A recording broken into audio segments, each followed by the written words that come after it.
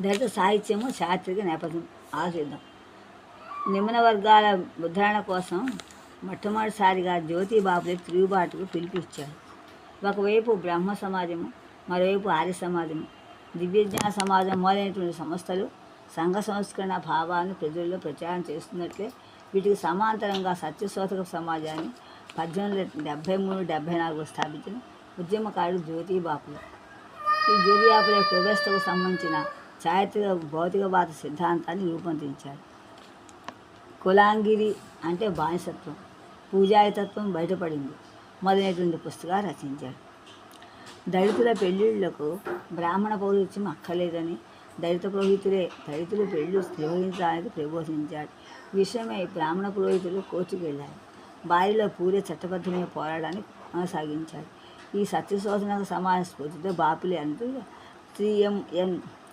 3M Lokhande బ్రాహ్మణేతర కార్మికోద్యమాన్ని నిర్మించాడు.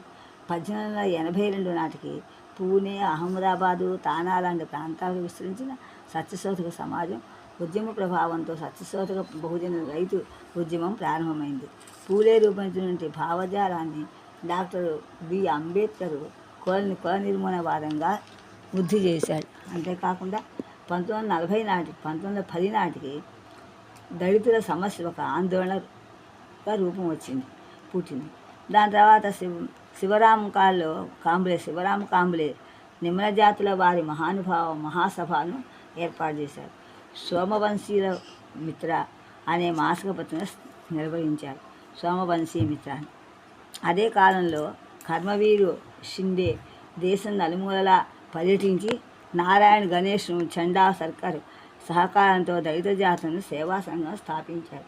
కలకత్తా కాంగ్రెస్ సమావేశం 1917 దళితుల అభివృద్ధిని కోరుతూ అస్పృశ్యతను నిరసిస్తూ తీర్మానాలు చేసింది. అదే సంవత్సరం మాంటేంగ్ అనే కమిటీ దేశంలోని వివిధ రాజకీయ వర్గాల ప్రతినిధుల అభిప్రాయాలతో పాటు అస్పృశ్యుల ప్రతినిధుల అభిప్రాయాలను కూడా సేకరించింది. దాంతో అస్పృశ్యులు అంటే దళిత జాతులు అన్నమాట ప్రతినిధులుగా మొట్టమొదటిసారి దేశ రాజకీయ రంగంలోకి రాగలిగారు అని చెప్తుందా.